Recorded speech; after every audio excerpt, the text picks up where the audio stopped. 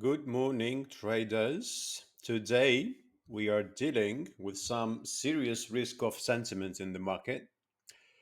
After yesterday's sharp crash, the S&P 500, the Nasdaq, and Bitcoin also all broke key support levels, and volatility is front and center. Let's break down exactly what's driving this move and where we could go from here. First up, we had Nvidia's earnings. They were impressive, but the stock reversed and closed nearly 3% lower. This stock sector what concerned and triggered heavy selling across tech and risk assets. The Fed, then the odds for a September rate cut have collapsed to just like 30 to 40%, with policy uncertainty amplified by it's actually now a cancelled October NFP report. Okay, so September's NFP showed a hot market, but unemployment rose. This lack of fresh labor data, though, with the October, of course, uncertainty, left traders defensive and contributed to the steep declines. Crypto, of course, also joined the sell-off. Bitcoin and its peers broke down, adding another layer of risk of sentiment. Now let's turn to the chart and let's get actionable. Right now, the S&P 500 has broken below its channel support. That was near the 6.6 handle, 6,600.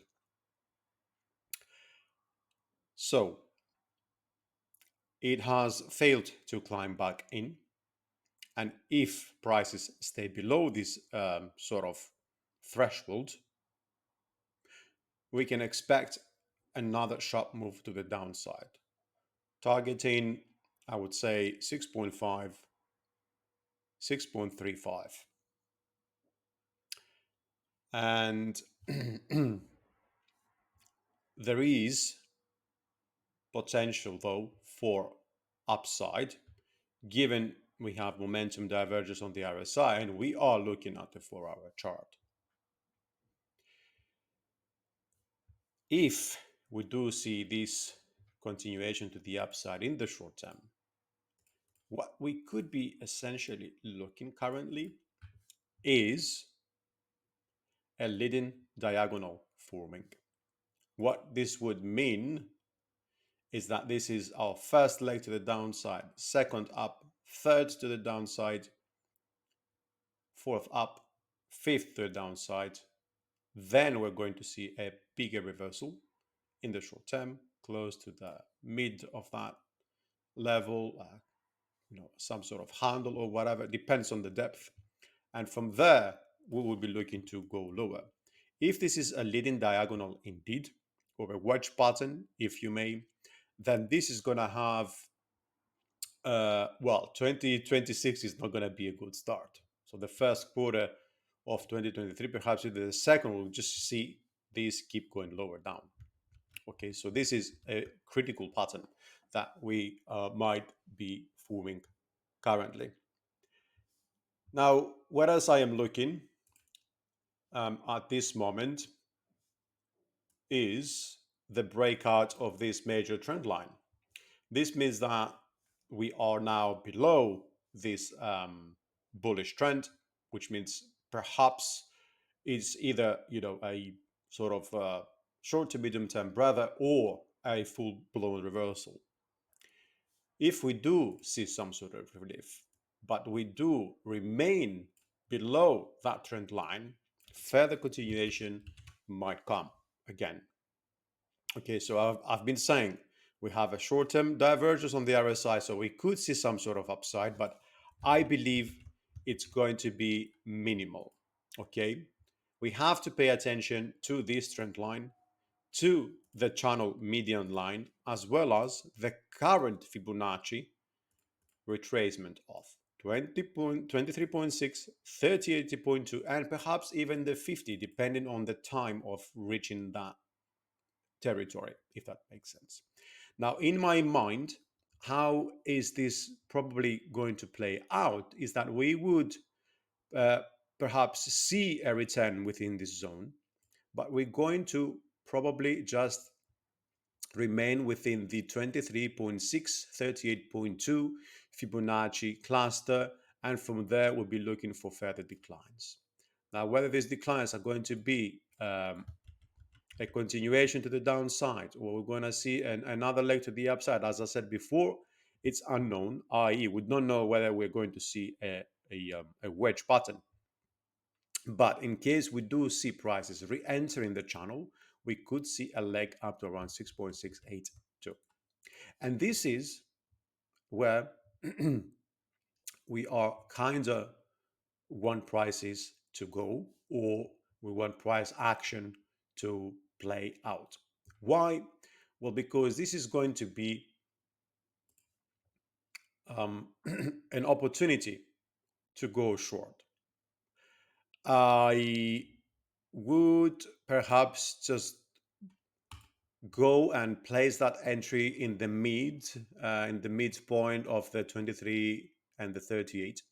Okay, our stop loss will be just above the 61.8, and our take profit first initially for a 1-to-1 watch forward ratio pretty much at the previous bottom at 6.5, also a strong handle. Then we're looking at, well, to be fair, we would be looking at something higher, 6.4 or so, okay, and then we go all the way down with a trailing stop at 6.2. Because in the longer term, okay, and let's not forget, we always have to take into account the longer term. We have a strong support currently where we have had the low. The next level, major support, is at 6.156. And we also have a major support at 6.44. So in my mind, this is how this would play out in terms of moving lower down if this plays out well. Actually, first target previous low, then 6.44, then 6.28, and then let that run the rest to the 6170 if, of course, we go that low.